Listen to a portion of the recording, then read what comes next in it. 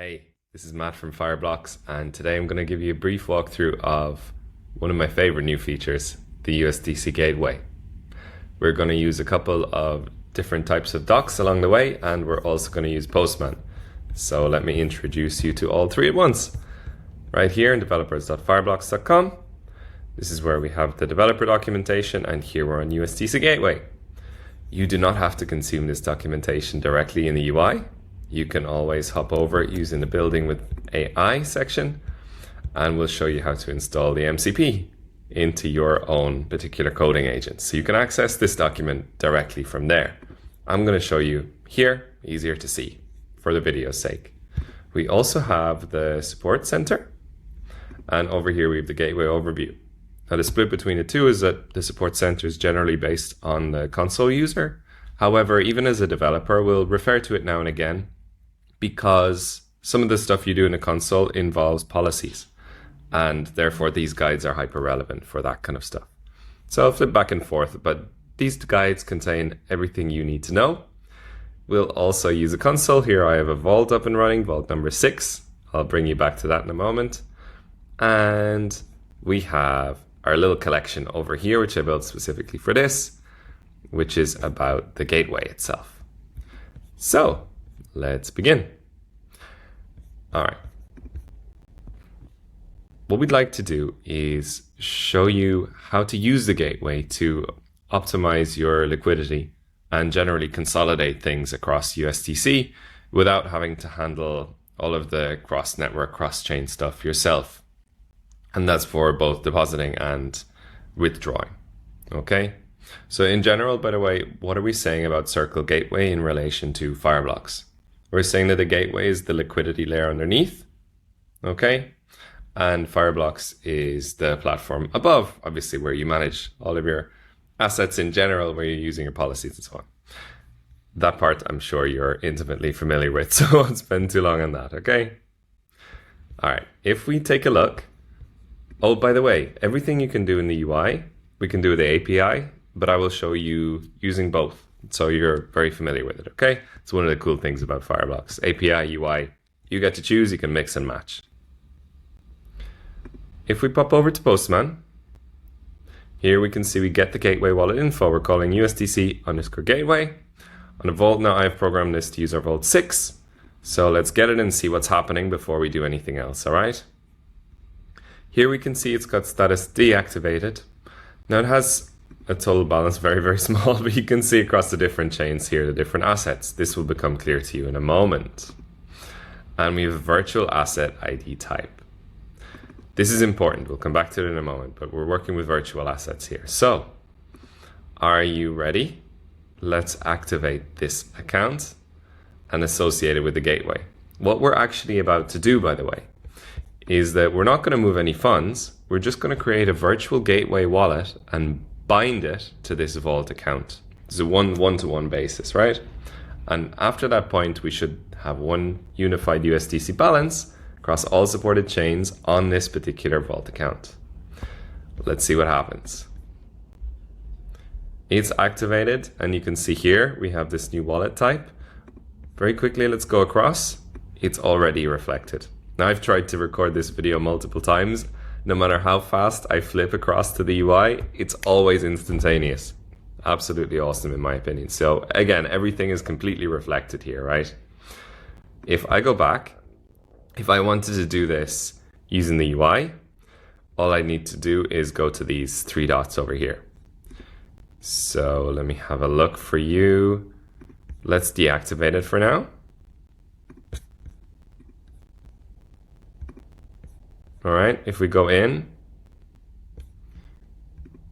and let's go back here, and you'll see activate USDC Gateway right here. So up to you, UI, API, your choice. Okay, we have, well, let's reactivate it.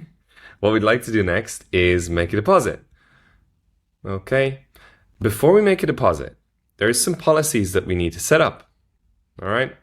Now, in general, we need 2. For the first time that we're doing a transfer on a certain chain, we need to approve the token transfer. So on that point, we'll always need I should turn off hiding in my dock. You can't see, but I can, because it takes me a moment to get back to it. Now, by the way, this is a test app. I'm pretty open with showing you whatever policies and stuff are on here. But importantly, I have an allow any here, which is good enough for this. But you could, let's edit it right now. And let's go in and edit this one. So what we can actually do is make it more restricted based on where things are going to go, whether they're going to go to the vault, what kind of approval it is, and so on. But I'm okay with just doing this. All right, I'm the signer on it. So that's the approval. The second one is the transfer, because if we're going to deposit, we're going to withdraw, we're actually doing a transfer. So this is a transfer right here. Now this one needs to be more specific. Let's have a look at the USDC Gateway rule I have in place over here. You can see that I've set the initiator specifically as the service USDC Gateway Depositor. That'll be even more important when I tell you about deposit automation, which I think you're going to love. And then I've put the source and then into any possible account. That's, again, not as restrictive, but just for the sake of this demo, that's okay. But again, just be aware when you're making your policies for this, I recommend making sure that you choose the correct initiator, source, and so on associated with the service of USDC Gateway, and make sure it's permissive enough for this to work. Okay. Now, again, we need to do it this way for the initiator because we might not be the ones initiating these transfers. Again, I'll come back to deposit automation and that will be clear, but just bear that in mind. Like, it could be you manually, but it could also be the service. So that's why these policies are the way. So to recap, we have an open approval process and policy. We have an open transfer process and policy over here. We should be good to go to start using this gateway account. Let's give it a go, okay? All right, let's have a quick deposit. Let's do this, okay? So let's maybe go over back to our Postman. What I would like to do, and I've hard coded all this by the way, but let's take some base USDC. And I think let's go for one USDC from the vault account, which we're currently in, number 6, and on the same, by the way, vault account number 6, we're depositing into our virtual account. That's, remember earlier when we saw the virtual account type, that's what that's entailing here. We're working on the virtual account at this stage. So funds go to the gateway, not to the wallet. We're going to the virtual account. Let's give it a go. I'm going to click send. Because I have made myself a signer, I can open the Fireblocks app. Again, you can create a co-signer. You can do it in a number of different ways, but I'm happy with approving this myself. I enjoy using the mobile app. And I like having the transparency and control over everything that happens. Alrighty, let's have a look. This is confirming right now. We don't need to boost it, and it's completed.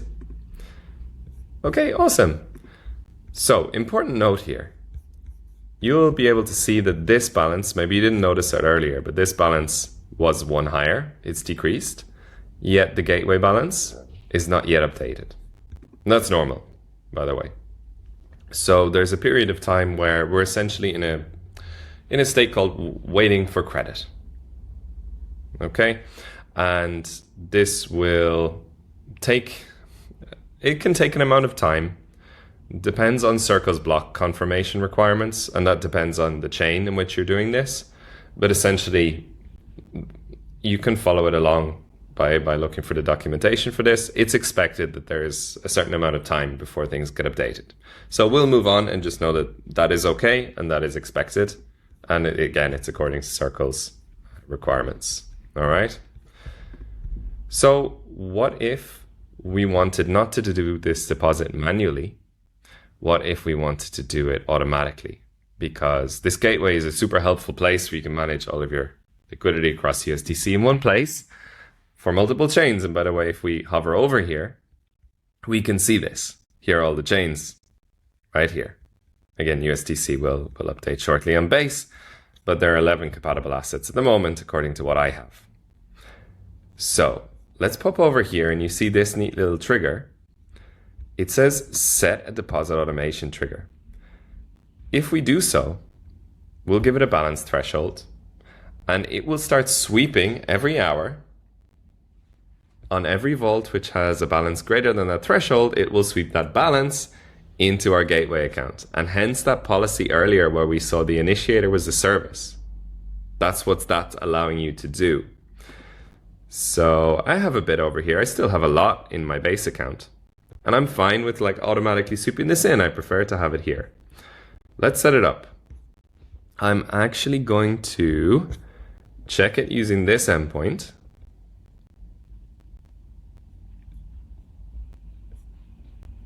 Okay, we can see it's inactive.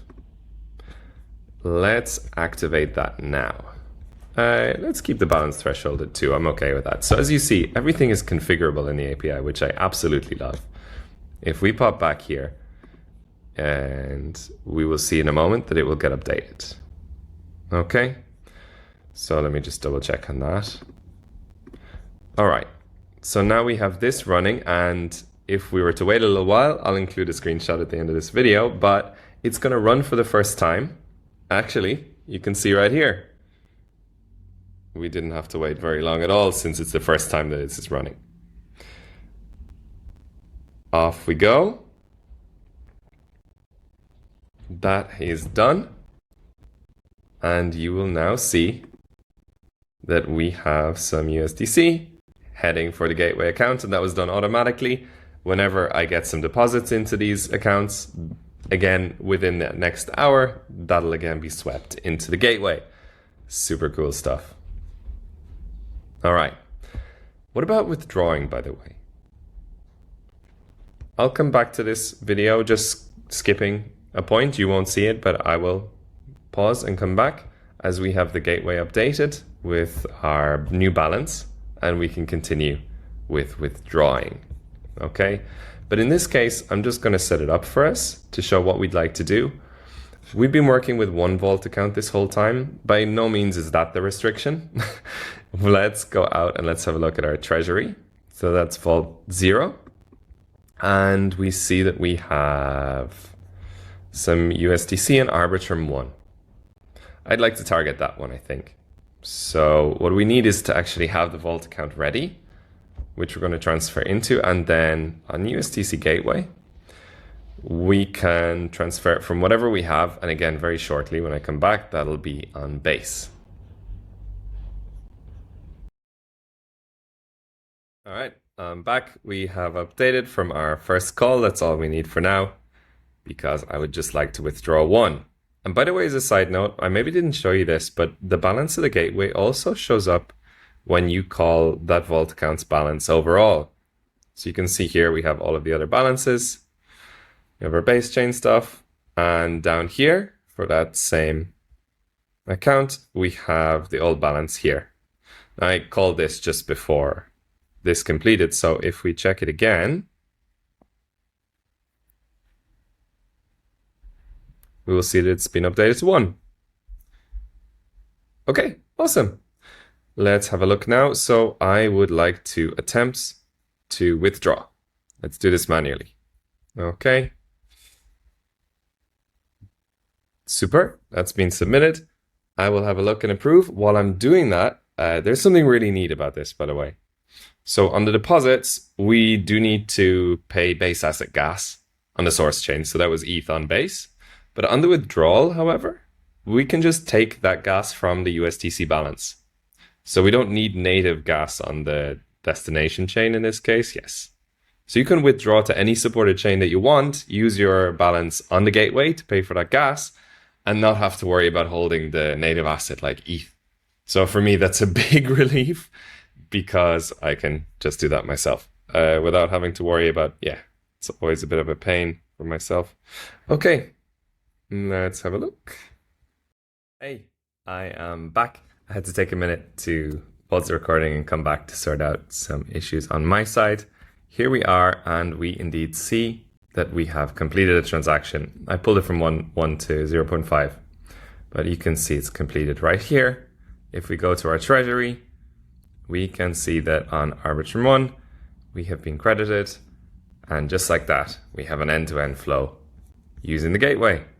So again, using the API or the UI, we can deactivate this, start again, stop the deposit automation, start again, manipulate it exactly how and when we want to, and we can see it's immediately disappeared from here. All right, that is an overview of the USDC Gateway. Again, you can find more information in the support center, the help center, or indeed the developer center. So just search for it over here and you can find it under Manage Wallets. Again, awesome way to manage your liquidity centrally. Note that if you want to be earning yield on this stuff, the gateway integration doesn't natively offer you yield. We have other features for that, which I will link when this video comes out. And they're actually super cool. So yeah, you can work on that separately. Thanks very much. Excited to see what you build.